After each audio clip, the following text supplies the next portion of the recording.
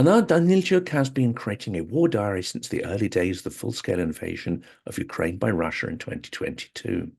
Anna aims to tell the truth about Ukraine and Russia's war and cut through the noise and propaganda. She's passionate about the beauty and independence of her country and communicates this powerfully in her videos. But of course, you all know that because you'll have seen the previous 6 videos we've recorded. I'm delighted that Anna has agreed to come on the channel again. But before we dive into that, do check out the list of Ukrainian charities that we have got listed in the description of this video. Please consider supporting Anna by buying her a coffee. Do the same for me. We'd be incredibly grateful. And this episode is our special Christmas episode. In a way, this is the Christmas message from the Queen of Ukraine, and that is Anna. Welcome. So beautifully described. Thank you so much. It's always an honor and a pleasure to be on your friendly channel and community, because I always see channels as communities of great people behind them, especially the channels that speak about such important things. And Merry Christmas to all who celebrate. May it bring joy, calmness, and happiness and victory to the world and return us back to new normalcy. In Ukraine, Merry Christmas is Щасливого Різдва. I'll have to practice that. Actually, let's try that. What Щасливого Різдва. just live for Різдва. this time. Yeah. That'll need some practice, I think. Yeah. We also have a tradition to greet each other with a more authentic phrase, which says that Christ is born. Let's glorify him. So that will sound, I will not make you repeat, but that will sound Христос народився, славімо його. I'm glad you don't insist on that. That's a little more complex, that one. Yeah, but that's the answer. It is those trolls who say that you have to glorify only God, not Ukraine or heroes.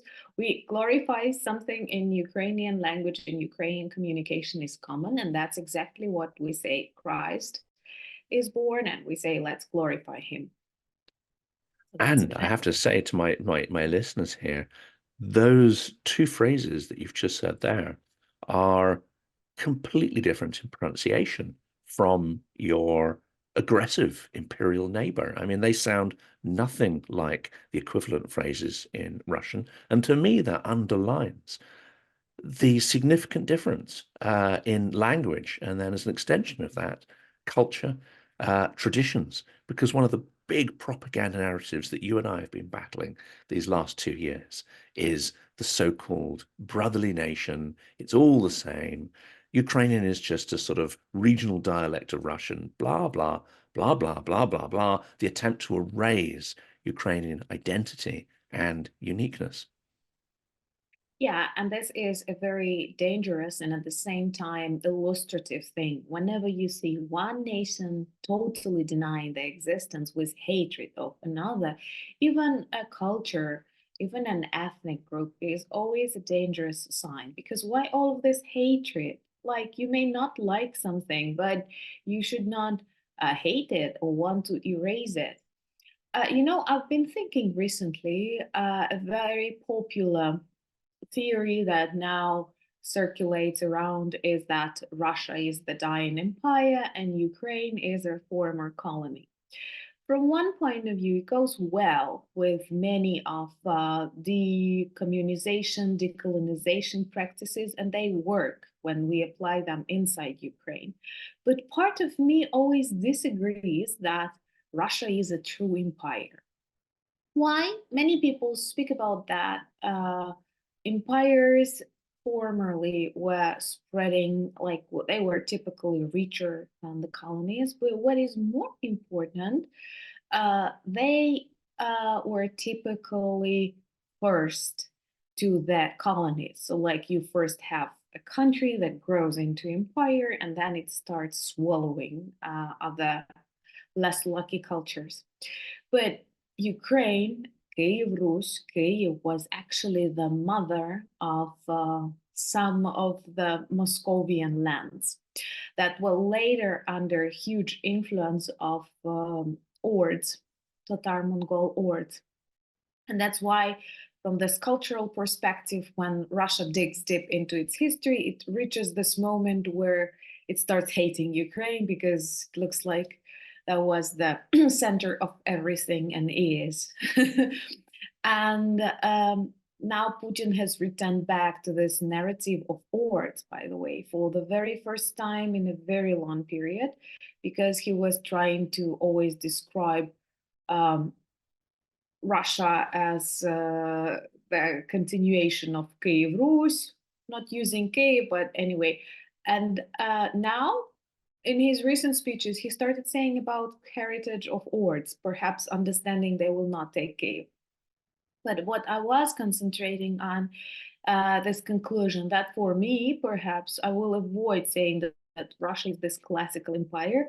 Russia is a classical horde. Horde is violent. Horde very often is less socially and politically developed than the land it invades. And it does it not by being smart, technologically advanced, but simply by being brutal and violent, something that is not common for more developed societies. I'm not going to be afraid of this word. I mean, like where human life is of some value. And so for me, their behavior and their attitude to culture, to language, is very of this Ord style. Once again, not modern Mongolia, because I do have some subscribers when I say Mongolian Ords and they tell me, no, we're good people in Mongolia. Yeah, They got sure. very upset on one of my recent Yeah, videos I when I did that. understand. That's why I even avoid saying Mongolian Ords. I say Golden Ords. And this is the essence of Moscow, that 13th, 14th, 15th century brutality. And so it's not exactly, I know empire is evil, but they work differently than Russia does. It Having works. said that, I did have a commentator from Mongolia on one of the recent videos claiming that Genghis Khan was actually an enlightened imperialist and it was actually very sophisticated. So I know that's not what we're saying as well. We're not saying Genghis Khan was a good bloke and all he did No, was lovely. No, he was a no, horrific killer, sure. mass murderer. Jonathan, and what I'm afraid of, well, I've shared with my friends, subscribers, that I love watching this Discovery National Geographic style programs. That's what I watch on TV. And very often I see lots of series about Golden Horde in a very positive manner, like describing how creative, how talented, how sophisticated was Genghis Khan. When we have to be like, come on, guys, like people like even bad guys. So we have to speak about it as a bad guy. That's kind of obvious. But they spend, and I see that countries invest lots of money in this very positive images. And recently there was also a huge documentary about the history of China, where it was very openly demonstrating the connection between this suppression, subordination, future communism, and the production of paper. Like, just because we are of that type, that's only why we managed to invent paper, dynamite, and other stuff, like not dynamite, but I mean fire, like you know what I mean, in the military. And then Gunpowder, that's it. Gunpowder is the yeah, word we're looking gunpowder, for. Yeah, that's exactly, the one. exactly. It's not me being stupid, it's my English at this moment. And it's kind of frightening, because if you don't have this background, historical, political, if you don't know what communism is, you may get charmed, and they invest so much money.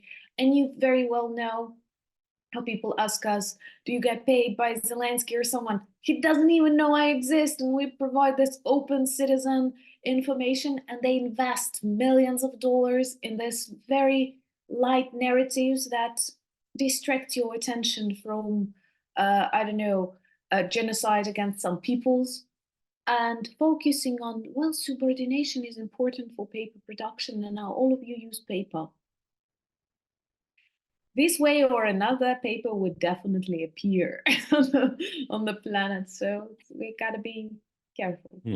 It's an interesting question, this imperialism, because I think people in a variety of countries still struggle, whether they are ardently anti-imperialist and they try to say that everything that every empire has done is bad, etc. And they completely wipe out some of the nuances of history.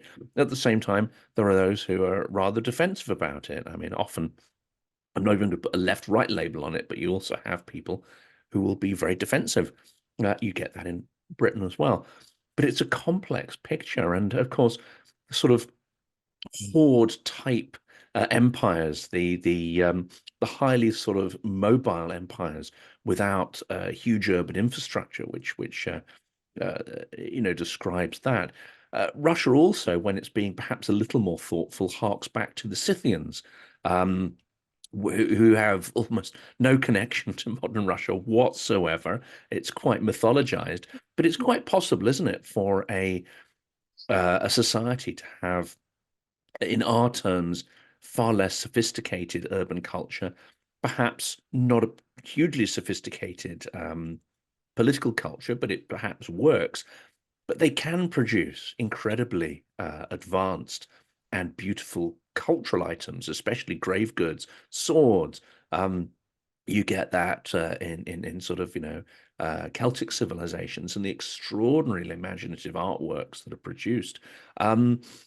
It's not to say there aren't things to admire there, but we have to be realistic that the political culture of the horde, which I think you and I believe underpins the modern sort of psychology and practice of Muscovia, we have to be able to divorce that from, I think, sometimes the more interesting aspects, which are the cultural products of those empires. Yes, and this is a very big question about like great Russian culture, because that's the weapon that they very actively use. And we were conducting one experiment while working on the documentary, and we were trying to type in like great British culture or great French culture. And these phrases, they do not collocate that often on Google. You will find great British novels or great French composers, but I believe that all cultures are great. We may just not know enough about them, so it may seem that, okay, I'm not going to be super neutral. Of course, there will be cultures that you're more interested in and countries that you're less interested in, just like food. This does not mean that apples are worse than oranges. But from the perspective of greatness, all cultures are great. You can discover something very unexpected on a tiny island that has never been visited by your parents. But I think that what we don't say is the way cultures like evolve to some extent, and the way cultures learn on their own mistakes, and the way culture, I don't know, breed perhaps is the bad word, but breeds its own people, like what kind of nation it shapes. I know that like it's difficult to talk about imperialism with the British people because the history was like complicated. But at the same time, when you look at modern Britain, of course, there will be people quarreling about everything in every family. But in general, you don't say that Australians are English because they speak English. They are very different, or You don't say it if you Canadian. don't want to be punched as well. I mean, that's Yeah, and no one thinks that way. No one thinks that way. You're not going to save Australia from something, from, I don't know, Japan, because they speak English. And that's the message that Russians were very successfully disseminating in the world. And I still have people from Australia, for example, and from England who will ask me, so what about those Russians who speak, or Ukrainians who speak Russian? They may speak Russian, but they may be very Ukrainian. They may be killing Russian invaders in dozens using Russian. Well, of course, many people switch to Ukrainian, especially now. It was a huge push. But even if we look at it like that, there were centuries of Russification. Of course, there is a result. And at the same time, these people are not Russian, just like Australians are not English. Russian culture denies that. Russian culture and presidents say, if you're speaking Russian, we're coming for you. You know, there are lots of memes, and they are not actually memes of people standing on the occupied territories of Ukraine, temporarily occupied territories, or somewhere in the Baltic, saying, "Don't save me. I'm Russian speaking, but please don't save. I don't need that." And there are lots of inside jokes in this ex-Soviet countries. This is one very big difference. Also, I don't like, and I will speak openly, I don't like this cancel culture in history when people try to rewrite books, or people try to totally destroy all the monuments that are associated with the imperial period, for example, or Christopher Columbus, I'm sorry. But because this, I'm not saying it was right, but that was our reality. And by mistakes, we also learn by seeing how wrong it was. Because if we totally clean that part of history and no one will have access to it, we may come back to these mistakes. And what is important in history classes, in the books, in scientific articles, in conversations, to speak about those mistakes, to demonstrate them, and to never repeat. But to some extent, this is happening. And people are not saying it was correct what happened, for example, to the Native Americans. No one will say it was right. What Russia does, it says, like, it does not work on any of its mistakes, but it says it was okay and we will repeat it. This is a huge difference. When US citizens say we're sorry that we were doing it to Native Americans, Russians say, no, there are no Ukrainians, there are no Georgian, there are no Chechen people, we will repeat that. And that is why actually when you encounter phrases like cancel Putin, don't cancel Pushkin, I'm sorry, but if you look deep into the poems that they use, they are super imperial. They deny the existence of, for example, Poland, because Pushkin was a very favorite imperial poet, and he speaks about this Warsaw uprising. And in his poems that were written like weeks after the uprising, because that was an instrument, they did not have TV, they did not have internet, that was an instrument for Tsar. And he speaks like, this is our Polish question, we will solve it, so totally denying the existence of Poland as a nation. So, and what Russia does, it does not analyze this poem saying it was a mistake from the viewpoint of the 19th century. You see, don't repeat this stuff. They do the contrary. They say that's what our great poet taught us, and we have to repeat it. Pushkin denied the existence of Poland, for example, then we can do it. And that's what people have to see, because sometimes they equate the cultures, they equate historical problems, and they say, well, we are also guilty. No, you are working on your mistakes. You worked on your mistakes. The results are visible, and Russians use that for the next bloodshed. It's interesting, isn't it? Because Britain has been in a process of decolonizing, and the cultural decolonization didn't necessarily happen at the same pace as the political one. The political one wasn't necessarily bloodless. I mean, in fact, we know that there was considerable chaos. That is, I would say, the inheritance of deconstructing the empire. But it was a formal process, and it was a formal process partly imposed upon Britain. But then once they realized it was inevitable, it was a process that was more or less embraced, as I say, with variable success. But as you say, the literature is an interesting question, because if you take someone like Kipling, you know, we will look at those texts as somebody who is steeped in a kind of imperialism which no longer aligns with the current times. But you can also get lots of strong stories and ideas and impressions from those books. Also, you can look stylistically at some of the positives that are in there. It's still an extraordinary writer with wisdom in there, and you can critique the other stuff. And of course, what happened? I mean, if you go back to the 19th century, Britain almost certainly, or many people, would have had a fairly chauvinistic attitude to writers if they were of Indian origin. That's not to say everyone would, but the voices of British writers would have almost certainly been elevated above those of people from the colonial subjects.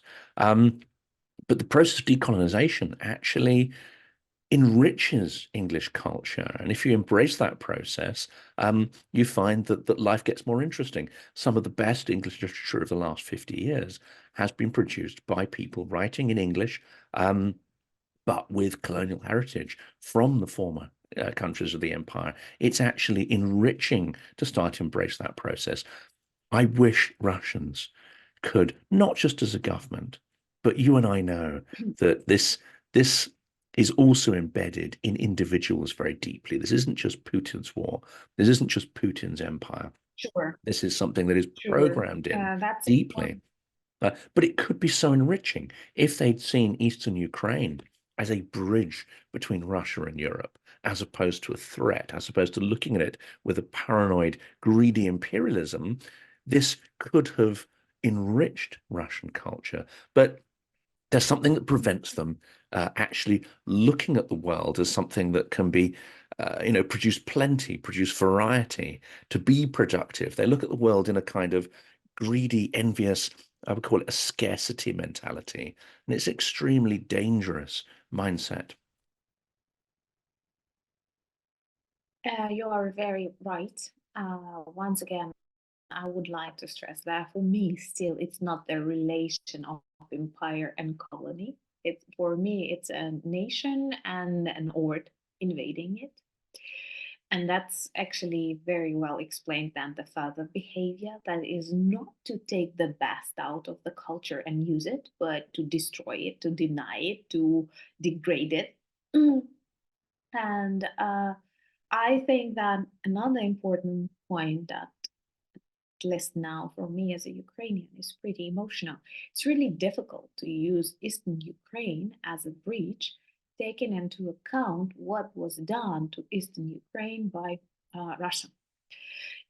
I've read recently one of my subscribers provided me with a link on one of South American newspapers, top newspapers. I'm not going to name, I have some ideas in my head, but I'm afraid to make a mistake. But anyway, that was an analysis of the eastern and southern Ukraine, and just from a perspective that, okay, Russians are living there and they were living there historically, so what do we do with that, and blah, blah, blah. You have to analyze the history of the region deeper to be able to reason. Just at the beginning of the centuries, all of these territories were people on these territories were all identifying themselves as Ukrainians. And even, a part of Ukraine, which is like Rostov, Belgorod, where sometime the part that was still historical Ukraine. We respect the borders, so we do not relook them. But if we look deeper, it's definitely a big part of this Russia on the border with Ukraine that was previously Ukrainian. In Rostov, on the markets, people are speaking Ukrainian even now.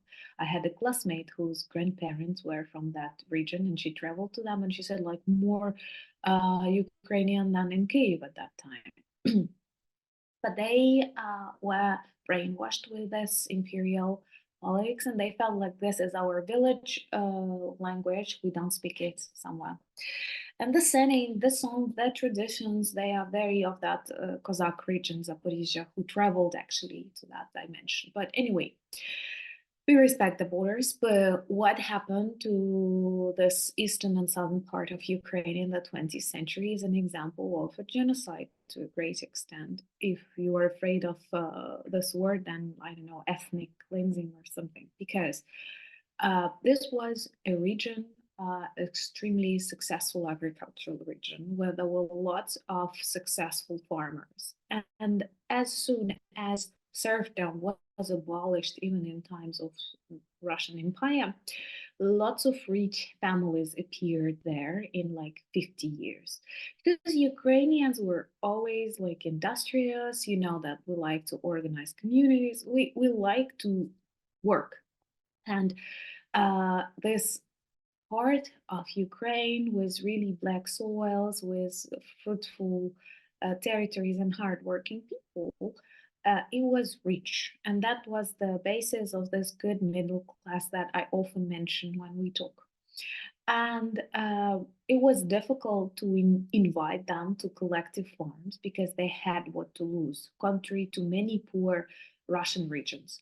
These people had horses, these people had cows, these people had fields, they had what to lose, and they did not want to give it to like nobody. That's why they opposed communism, and that's why many of them were sent to Siberia. Then Holodomor, that led to the death of minimum 7 million people. That is huge. That is a lot if you think about the region.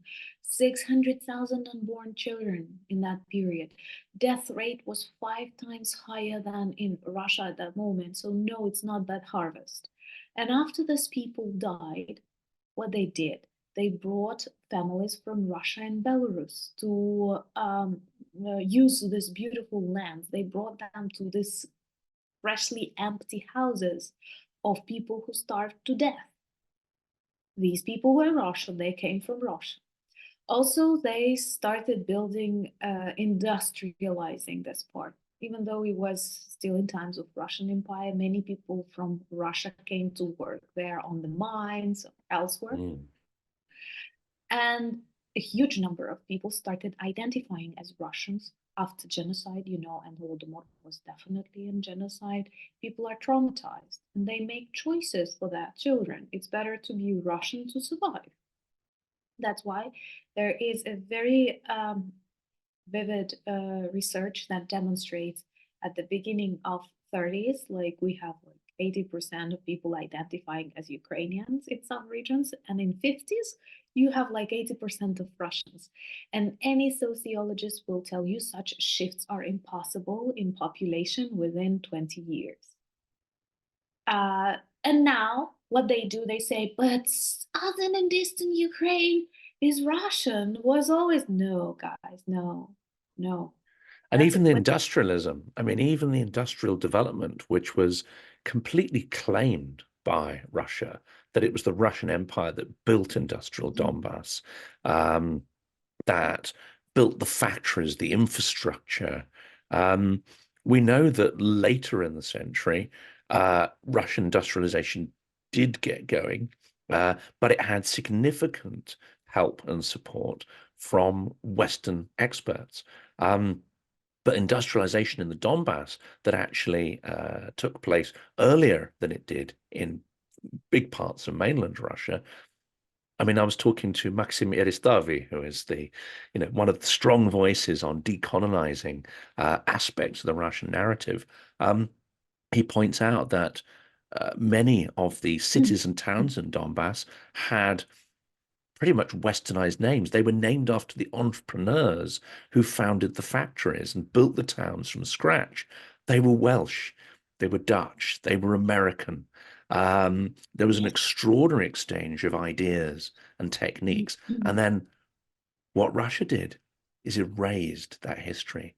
It killed the people, destroyed the archives, renamed the cities, and turned the clock back to zero to say, right, history doesn't begin until we were here. That is the psychology of the Horde. I mean, that is exactly it. You're very right, because this denial and hatred to everything. We even have this joke that when you look back in times of your great grandparents, they had more diversity. Even in the small towns, there were foreigners from Austria, from Italy, from the US. They were free to travel, and some of our great grandparents had more opportunities to study abroad, for example, than our parents did. And when you look back in the archive, for example, of my own city, We will encounter lots of Italian names that were architects.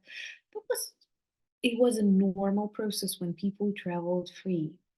And Russia erased that, then were closed behind the Iron Curtain, and it's a problem. For example, recently a small, like, Ukrainian town was renamed in Donetsk region, which is also in the east of Ukraine, Bakhmut region, Donetsk, New York. Like, it was an industrial, it had its name, and I'm just looking like in Google at the moment, it had the name in 1860, like that. And there was some history behind that. And we know that Donetsk was built not by Russians, Yuzivka, right? And there are lots of such traces.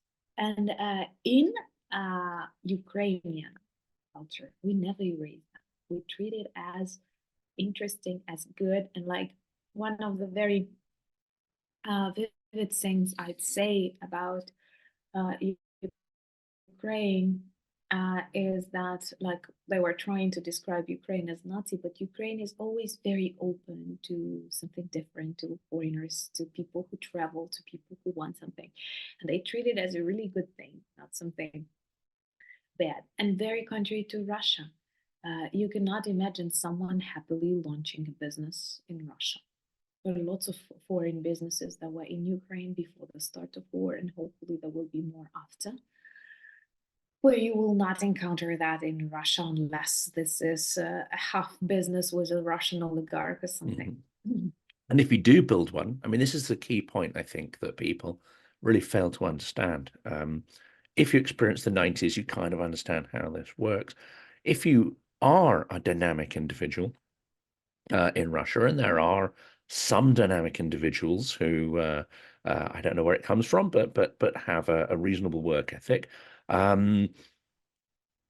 You build something up. You build something good. It could be a bakery, a network of bakeries. It could be, any sort of business. It will be taken from you. Somebody Yeah. who is embedded in the mentality of parasitism, stealing, theft, the vertical, the more traditional vertical, it's almost inevitable that someone will come along and steal part or all of your business. That's how it operated in the 90s. Theft on a phenomenal scale, which was labeled as privatization, but theft of individual businesses, usually at the barrel of a gun.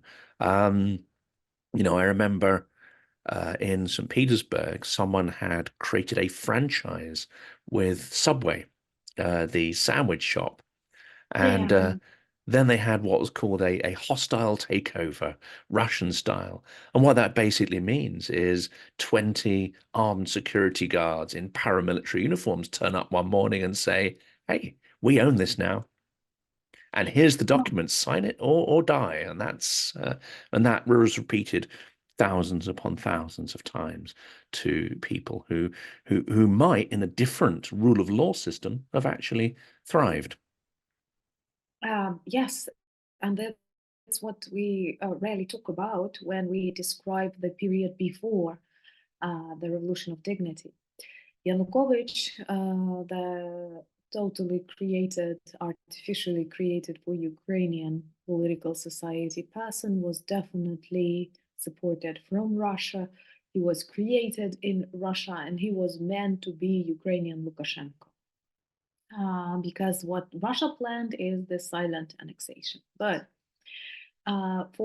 during a very short period of his presidency, what he started doing, because he was in this connections and networks with Russian oligarchs, Yanukovych family started taking over lots of businesses in Ukraine, and that was very unusual. Like, even in the 90s, this, like, of course, when a huge empire collapses, something is nationalized, something is bought. But even in Ukraine in the 90s, we did not have this time of banditism that was during Yanukovych's period. And there were lots of stories, even in my city, in the western part of Ukraine, where businesses would be approached by people from Russia, people from Yanukovych circle, saying like, okay, you have your dentistry clinic. We want to buy it for like $25,000. And you say, whoa, but it's $250,000 worth, and you say, no, I can buy it for 25 or I will take it for free. And actually, that is one of the reasons why Ukrainian business, especially middle level business, stood together during the Revolution of Dignity because of this very worrisome tendency that just started appearing. Why? Because Russia was coming here. And it always comes with this approach. And as one of my subscribers at the very beginning of the channel beautifully described, in Russia, you can only become rich by taking it away from someone. Yes, and that is an unfortunate side effect there. And anybody, as I say, who may thrive in a different rule of law society, you can only imagine the limiting effect that has on innovation. And I think this is one of the reasons I think, and people will detect this through the interviews, because, I come from a business background. I'm fascinated about how innovation takes place. I'm fascinated about differences in culture, whether it's sort of startups, technology companies, big corporations. Big corporations can have some features that actually resemble, I would say, more Stalinist bureaucratic edifices. In a capitalist system, you will have companies of different sizes, different scales, different cultures competing. Not all of them are good, but you pit them against each other to see who's successful. Ironically, some of the Same large, about always. and you see what And the works. I mean, same. sometimes companies thrive with the most awful cultures. But then you also have other companies, as a comparison, that develop rather wonderful cultures and are extraordinarily innovative. The kind of good thing is that as an employee, you're able to leave that company and go somewhere else and say, no, this is toxic. I don't want to be part of this way of doing things. The problem Exactly. with Russia is there's no going away. It seeks to impose its value system on everybody internally, as you say, the internal empire, if it can even be called that. And then it seeks to propagate those values onto states that border it. That process is not just imperialistic, it also strangles innovation. It strangles diversity, creativity, the creation and distribution of wealth. It seeks to create extremely simplistic economic and political relations. I would say not even medieval, because the medieval period is rather sophisticated. You have to go far, far further back in history to find an analogy for the functioning of Russia. You're right. That's what those people who know little about Russia should learn, because it may seem some people get fascinated with this authoritarian regime, strong hands, when everything, you don't have a choice, everything is very vivid. You don't have this pains of whether I should go there, should I start. No, everything is decided for you. But then if you experience that for a month, for a year, you will definitely start um, loving your democracy. Recently, within Aspen project that I worked in, we had a meeting with an ambassador of Germany in uh, Czech Republic, and he said one phrase that I loved. He said, like, what there are lots of countries that live good life, but they constantly have bad mood, and everything is okay in their societies, but they feel like are not well satisfied. Something is just like, and it's very easy for Russia to make these countries doubt their political, social organization, and Russia does it. And they start thinking, oh, maybe that's good. Oh my God, guys, if you had experience, if you only had experience to live in Russia, you would definitely rush back to your non-ideal democracies, and you will love your non-ideal politicians who are still can be thrown away, for example. You can quarrel with them, or you can joke at them. You cannot even imagine. So don't let the bad mood, which is just like seasonal, I don't know, or something, interfere in some important political decision. And it's amazing you should say that. I mean, this is something that sits at the back of my mind. No matter how bad anything gets in Britain, and Britain can be dysfunctional on many levels. Half the country were in despair in 2016.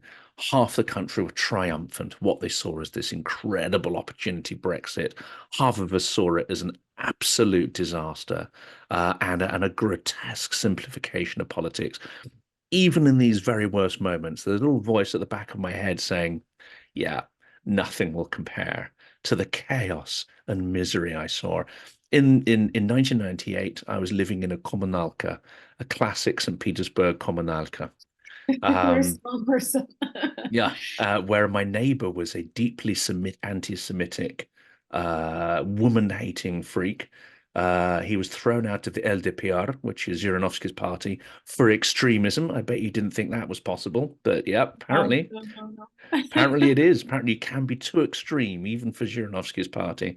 But just experiencing the undiluted hatred and filth and venom from someone like that living in filth and of relatively degraded circumstances. And in 1998, if people aren't aware, that's the point at which the hyperinflation really kicked in terribly. And we've been going on for a number of years, but it was just accelerated hyperinflation. The markets, the shops ran out of goods because hyperinflation was so rampant that if you actually sold your goods at, say, 10 a.m. in the morning, you wouldn't have enough money to restock because the currency had deflated so much just in a couple of hours. So, of course, all the warehouses simply, they had the goods, but they shut the warehouses. Otherwise, everyone would have gone bankrupt. And then you had panic buying, everyone going around shops, buying stuff. I went into a shop and all the pasta had gone, all the rice had gone. There was almost nothing left on the shelves except a big jar of caviar and a giant sausage and champagne. So I bought a whole carrier bag full of that stuff and lived on that for a week or two. Terrible, terrible times. No, I'm kind of joking slightly. It's pretty scary, but also there's this voice at the back of my head thinking, nothing can ever be as bad as that. And then you dig beneath the sort of systematic theft that underpinned it. And that for me is the kind of rock bottom. The reason why I think it's so important to have these conversations is Ukraine uh, and Russia were in a terrible state in the 90s. Ukraine seems to me to have moved far beyond that and to be innovating sophisticated political cultures, much more sophisticated and dynamic economic cultures, and of course, the extraordinary dynamism behind Ukrainian literature, dress, music. It's a dynamism that takes from the past, but then runs with it, innovates it, does something new with it. I saw very little evidence of that happening in Russia because of the not just the corruption, but also perhaps even worse, the kind of culture killer is nepotism. That is giving talentless people all the top jobs through a sort of network of association. That to me kills everything that could be good and innovative in a society. But I'd love to hear what you think. Let's be optimistic in this magical time of the year when everything is possible. And let's think that on some intuitive level, Russia feels it doesn't have future um, as it is.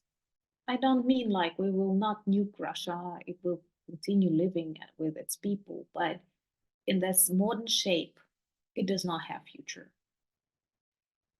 Ukraine has future. Other countries that surround Russia have future because they've chosen to develop, to evolve, to change. And our narrative, when we look at the election campaigns, for example, it goes in line with all the typical narratives, future oriented, because all people, they want to hear some future promises from that politician that your children will live better life or in 5 years or something, because we see that future is possible. And what Russia does, even during election campaigns, I wanted to say president, but there are no presidents in Russia, it's just singular. President speaks about the past glory, be it Russian Empire, be it times of the Second World War, but they don't speak about future. What kind of future Russia wants? Like, okay, even with occupying Ukraine, that's obvious. But what for? What's the plan? Is it going to be what? Nothing. They don't have this plan, and they return back to the past. And that's a form of, I don't know, national depression or something, and at the same time a very vivid symptom that deep down inside on this global collective understanding, they see they don't have future, they are not compatible, they lack some qualities, or perhaps it's impossible to travel into future being such a big empire in the 21st century. That's very logical. They have to collapse, they have to dissolve, and this is not going to be a tragedy for the world. It's a natural process. We cannot, like, to those politicians who believe they can preserve Russia, no, I think it's a natural decay process that we witness. It's deadly for many, unfortunately for many Ukrainians, but that's a natural dissolution process because countries like that do not travel to future. You will tell me China is a complicated thing, but I also believe many nations, many ethnic groups are suffering there, and it's a problem that we can help. It's not okay. And this is what, because I know I should be clear with the audience. You've only had a couple of hours sleep because you've been traveling, so I should let you go soon. But I think what you've hit on here is the absolute center of the problem, and I will ask a question in a second.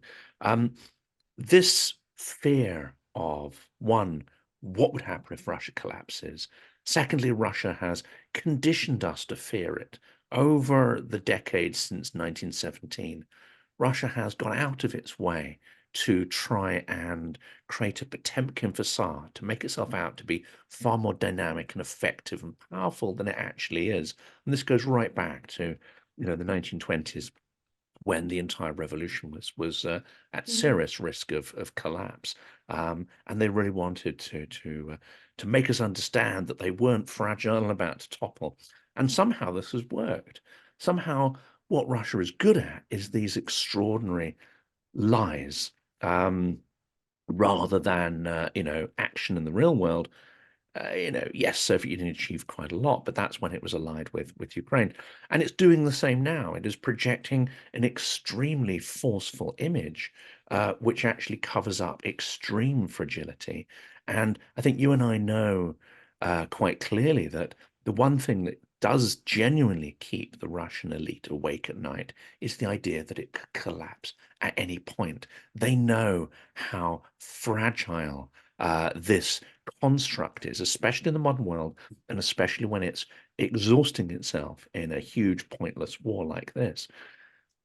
This fear of Russian collapse, this idea that Russia is eternal and must be part of the world geopolitical structure, this genuinely seems to be preventing America from simply giving Ukraine everything it needs to win. And I think the narrative we're going to really go with over the next couple of weeks is, don't just supply what Ukraine needs for the moment to survive, oversupply in order to win and completely smash Russia on the territory of Ukraine. This to me is the only way, and we need to stop worrying about what happens with Russia because we cannot control it. And in fact, Russian collapse would benefit the Russian people far more than continuing these historic delusions. There's a title from a Stanley Kubrick film, the subtitle of Dr. Strangelove, I think, is How I Learned to Stop Worrying and Love the Bomb. Well, we need to stop worrying and learn to love Russian collapse and defeat. Yes, I think you're very right in everything that you've mentioned. Thank you for this message. Well, first of all, I even advise us to start to stop using the word collapse because people have negative associations with that. So maybe that's a dissolution or some, I don't know, revelation. You're a native speaker.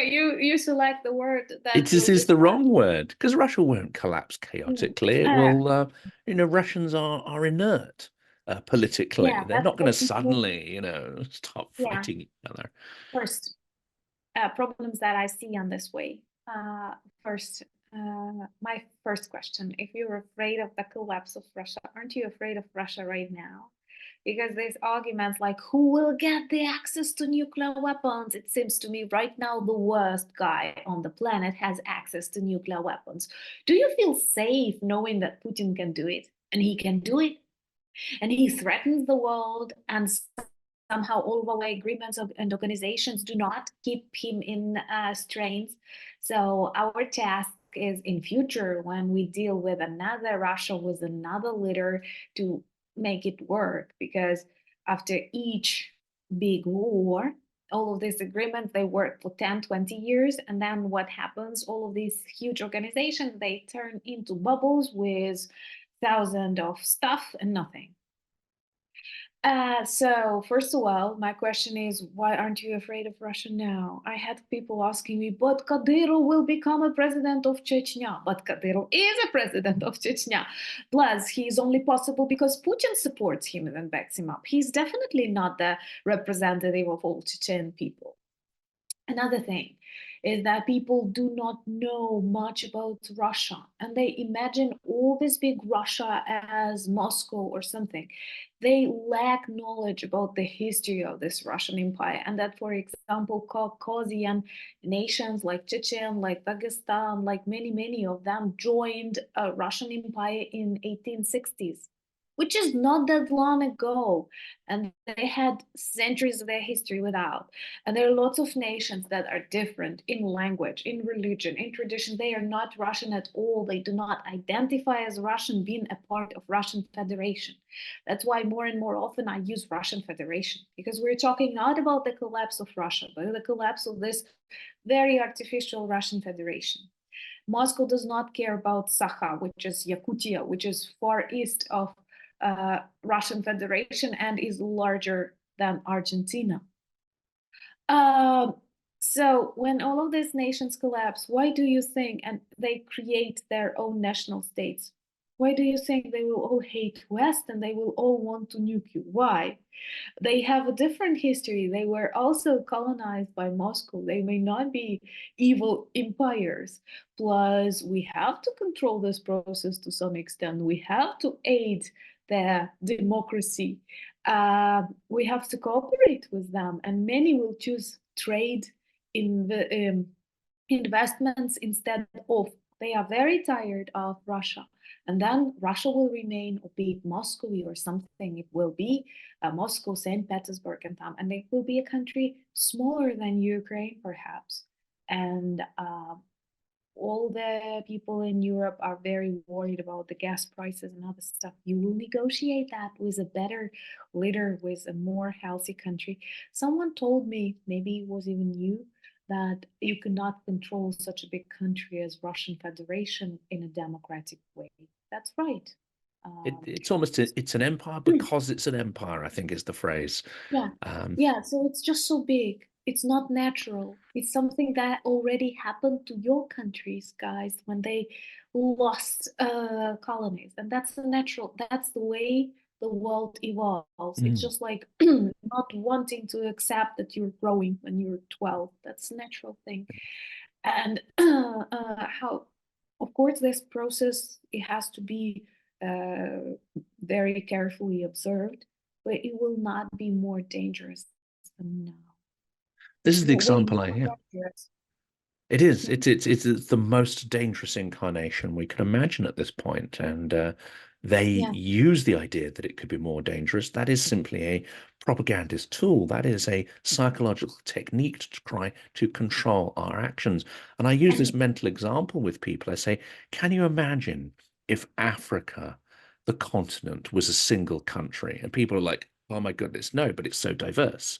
It's so diverse, and there's so many different things going on there, Mm. from chaos and civil wars to extremely dynamic countries and cultures. So, okay, well, imagine if Africa was a single country ruled by a single man for 30 years, and And we would imagine, say, and they're like, oh my God, and imagine it was held together by the SS.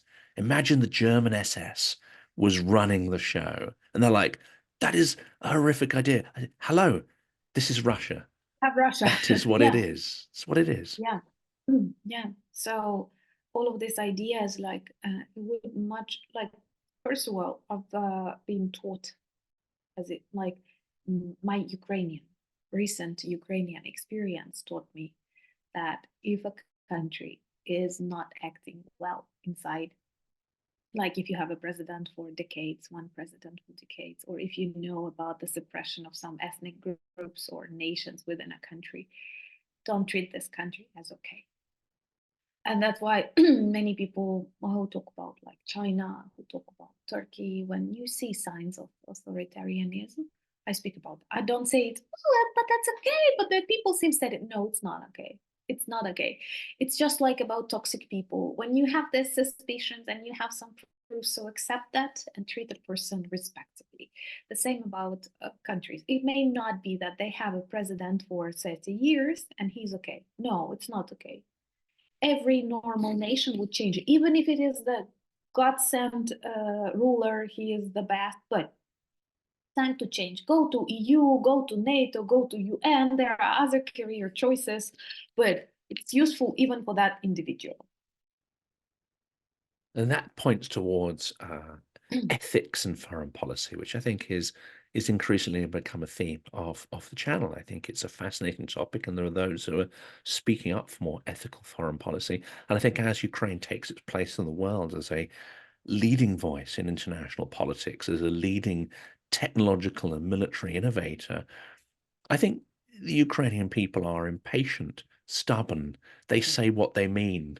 They're creative, and they don't put up with the sort of BS that you've just described there, which is willing to say, well, we have to work with dictatorships and we have to be friendly with them. I think Ukraine is going to bring a refreshing clarity to the way business is done in the world and politics is done. Well, before we sign off and you get some well-deserved sleep ahead of Christmas, Doesn't red lipstick saves the situation? no, I don't see any signs of tiredness there, or in the Okay, passion and okay. energy of what you're saying. But I know that it's unfair to keep you You know the going for background too story. long. Yeah. Okay. Let's sort of end with. I mean, we know there are challenges. We'll talk about those challenges next year. But let's focus on something fun, which is Christmas. And Ukraine, I think, for the first time, is moving to away from the more Soviet holiday of New Year, and it's moving towards having Christmas on the 25th of December, I believe, Yeah. aligning itself with sort of European dates and traditions. So, what do you feel about that, and what are you going to be doing to celebrate? I think it's so logical that we finally celebrate Christmas with the majority of Christians. Ukraine, once again, as a democratic country, made this transition process really smooth before the start of war. Even in the times of presidency of Poroshenko, the 25th of December was also a holiday, like a free day. So we have the 25th and the 7th of January old style, and people could switch the way they like. So personally, my family, we've celebrated Christmas on the 25th of December for a couple of years already. And there was some informational work within society because, Russian Orthodox Church is working really hard to demonstrate, no, you cannot switch, and all these small details like the time of the amount of years that you study at school, or when do you celebrate Christmas, they are extremely important. And the fact that we switched to the 25th of December, which is actually logical because we live according to a new calendar, and we were celebrating according to the outdated one. What is also important, there are lots of messages from great grandparents, people who look at the newspapers. The research was made and made public in media. People celebrated it always on the 25th. It's just like with this date switch. So it's very good and it's very important. And I'd say that to a great extent, Ukraine is a religious country. When I see people coming from different countries on my channel, they treat it differently. But here in Ukraine, there are lots of traditions that are strong.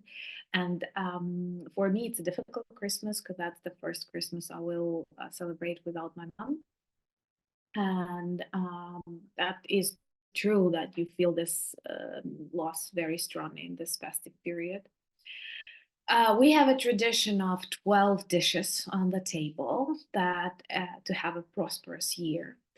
And there are lots of things like kutya, which is a national port. By the way, on my channel in Discover Ukraine, I have some information about that, so you can check.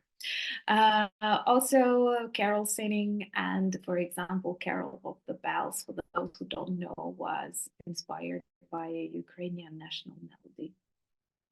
And the composer also fell the victim of the communist regime. And there's many beautiful Ukrainian people. Also, it's very important that now we finally have this logical thing. We have Christmas and then New Year. For many people who kept the land and other stuff, it was a tragedy that first you have this drunken Soviet New Year and then you have Christmas. So now everything is logical. And once again, this is about Ukraine. We don't try to rewrite history. We simply look, find the logics, and if we've had a mistake in something, we accept and we change that. And our society accepts that. And that's logical to celebrate Christmas on the 25th of December with the rest of the world looking back at this calendar reform. But Russia denies that. And that's just like another illustration. That's wonderful, and I do advise people to watch some of your videos. You've got some lovely videos on food and traditions, as well as propaganda and all the nasty stuff. You've got lots of lovely stuff, lots of wholesome stuff on your channel as well. Thank you. I hope in this video to get people on Christmas Day, you know, when they're with their families, thinking about positive stuff.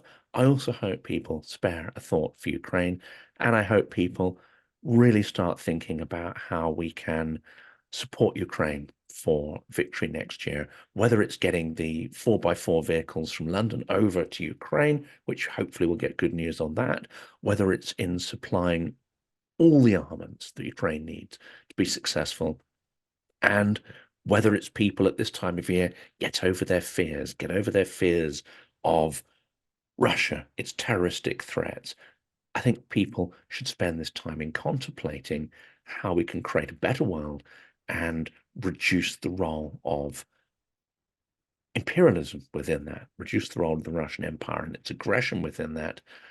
I hope next year brings positivity. I feel it will, but it's going to require determination, willpower, strength, courage on the part of our leaders and our people to do that.